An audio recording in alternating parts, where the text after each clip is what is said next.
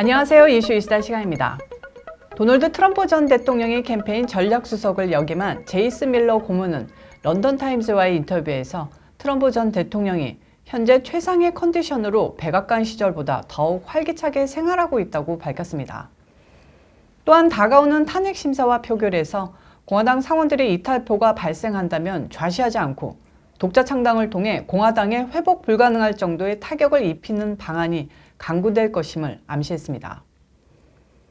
이 같은 보도는 트럼프 대통령이 소셜미디어 활동이 금지된 탓에 말하라고 별장에 은둔하며 자신의 처지를 한탄한다는 식의 주류 언론들의 보도와는 상반된 것으로 트럼프 전 대통령의 근황을 가장 정확하게 알려주는 증언으로 관심을 받고 있습니다. 밀러 고문은 트럼프 전 대통령이 미국 대통령의 중압감을 내려놓으며 몰라볼 정도로 평온하고 활기찬 심적, 체력적으로 상태를 유지하고 있다면서 2022년 중간선거에서 공화당 승리를 탈환하고 2024년 대선에 복귀할 것을 바라고 있다고 강조했습니다. 이와 함께 탄핵 심사에 대해 탄핵될 가능성이 제로에 가까운 상태로 공화당에서 얼마만큼의 이탈표가 나올지를 분석하고 향후 행보를 저울질을 할 태세라고 밝혔는데요. 공화당의 내분을 염려하기는 하지만 반 트럼프 정서가 공화당 내에서 일정 수준 이상이라면 미련 없이 공화당을 버리고 신당 창당에 올인하겠다는 말로 풀이됩니다. 실제로 공화당 내에서 트럼프 충성파의 비율은 당원 70% 이상, 의원 50% 이상으로 추정되는데 트럼프 신당이 실체화할 경우 실제로 공화당에서 탈당하는 비율이 반 이상일 것으로 추정됩니다. 최악의 경우 공화당은 민주당, 트럼프 전 대통령의 애국당보다 작은 제3당으로 주저앉을 가능성이 있으며 2022년 선거에서 기존 텃밭마저 트럼프 전 대통령이 신당에 빼앗기며 소수당으로 전락할 수도 있습니다. 공화당 반트럼프 중진들이 가장 두려워하는 것은 이 같은 사태라고 이해하시면 됩니다. 그들의 두려움이 실체화되느냐의 갈림길이 이번 주, 다음 주가 될 거라고 보시면 되는데요. 지난주 트럼프 충성파 마저리 그린 의원에 대한 퇴출 표결에 11명의 공화당 내 이탈자가 나왔으며 반트럼프파의 선두주자인 공화당 하원 3인자 리즈 체이니에 대한 징계가 무마되면서 트럼프 충성파들의 분노가 걷잡을 수 없이 커진 까닭입니다. 거기에다 다가오는 트럼프 전 대통령에 대한 탄핵 심사에서 공화당의 반란표가 밋 롬니를 포함하는 반트럼프파 5인방 이외에 대여섯 명이 나온다면 트럼프 전 대통령과 트럼프 충성파는 빨간불이 켜진 것으로 받아들이고 신당 창당 작업을 즉각 실행에 옮길 것으로 예상됩니다. 지난주 공화당 비공개위원 총회에서 트럼프 전 대통령에 대한 탄핵 찬성 및 선동으로 징계 심사를 받았다가 구사일생으로 공화당 반트럼프파 선봉 리즈 체이니 의원은 본인 텃밭인 와이오밍주에서 2022년도 재선이 불투명하게 됐습니다. 딕 모리스 전 트럼프 대통령 보좌관은 체이니 의원이 올 여름 열리는 와이오밍주 공화당 경선에서 패배할 것이 확실시된다고 밝혔습니다. 현재 와이오밍주에서 지지도 13%로 최악인 리즈 체이니가 경선을 뚫고 재선에 나설 확률은 25% 정도라고 모리스 전 보좌관이 밝혔는데요.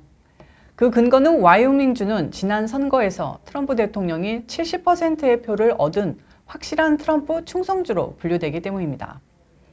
그는 또한 케빈 메카시 하원 원내대표를 비롯한 공화당 지도부가 체이니 의원을 공화당 하원 3인자 지위에서 사임시키지 않은 것은 위선적인 행태라며 공화당 지도부가 그녀를 감싸더라도 와이오밍주 공화당원들은 결코 그녀를 용서하지 않을 것이라고 못 박았습니다.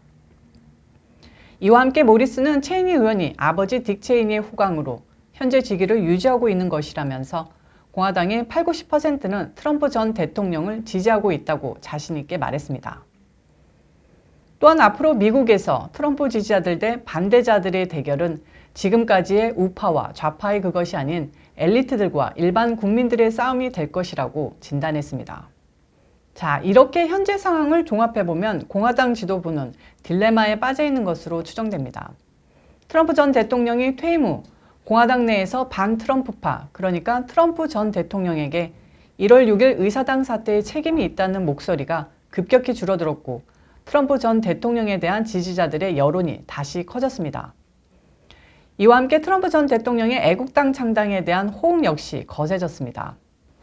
그러자 지난달 말 하원 메카시 원내대표가 트럼프 전 대통령을 방문해 2022년 중간선거에 협조를 요청하고 수락받았습니다. 그와 동시에 공화당 내에서는 트럼프 전 대통령이 탄핵안에 찬동했던 10명의 의원들에 대한 제재론이 힘을 얻었습니다. 특히 체이니 의원에 대한 사임 압력이 거셌습니다. 이러면서 탄핵안이 하원에서 상원으로 올라왔는데 상원에서의 심사 자체를 거부하는 공화당 의원 숫자가 50명 중 45명으로 확인됐죠. 그 순간 탄핵은 물 건너갔음이 확인됐고 트럼프 전 대통령도 창당의 뜻을 버렸고 공화당 복귀를 기정사실화하는 것으로 가닥이 잡혔습니다. 그런데 문제가 생깁니다. 체이니에 대한 공화당 지도부의 감싸기가 확인된 겁니다. 상원 원내대표 미치 매코넬과 하원 원내대표 케빈 메카시가 공화당 화합을 이유로 체이니에 대한 징계를 회피했고 표결에서도 압도적인 표차로 가결됐죠. 이걸 목격한 트럼프 충성파들은 뭔가 잘못된 것 같다는 싸한 느낌을 받았는데 트럼프 충성파 마저리 그린 의원이 민주당이 상정한 축출 결의안에 통과되면서 소속인 예산심의위원회와 교육위원회에서 퇴출됐습니다. 민주당 소속 의원들이 과반이 넘으니까 어차피 그러려니 했는데 공화당 의원들도 11명이나 찬동한 것이죠. 한인 영킴 의원을 포함한 것인데 트럼프 충성파들에게 쇼킹한 사건인 겁니다. 자, 이런 상황에서 공화당과 같은 보수 이념을 공유한다는 이유로 화합해야 하느냐. 그런데 중요한 것은 지난 4년간 트럼프 전 대통령이 공들여서 공화당의 구조를 충성파 중심으로 바꿔놓은 상황입니다. 그리고 지난 대선에서 확인된 7,500만에서 8천만 표에 달하는 공화당 표가 거의 대부분 트럼프 전 대통령을 향한 민심이지 공화당에 대한 지지는 아니었다는 점이 확인됐는데 굳이 네오콘 중심인 보수 엘리트들을 위한 권력을 유지시켜주려고 공화당 지도부들을 존중하고 화합해야 하냐는 점입니다. 앞으로 공화당의 색깔이 트럼프 전 대통령의 중심이 될 것이냐, 지난 부시 정부 때의 네오콘 중심이 재확립되느냐가 올해 안에 결판날 텐데요. 앞으로도 계속 여러분께 신속히 알려드리도록 노력하겠습니다. 오늘 이슈 이슈다 여기까지입니다. 시청해주셔서 감사합니다. 오늘 영상도 좋으셨다면 구독과 좋아요, 알림 설정 꼭꼭꼭꼭꼭꼭꼭꼭 눌러주세요.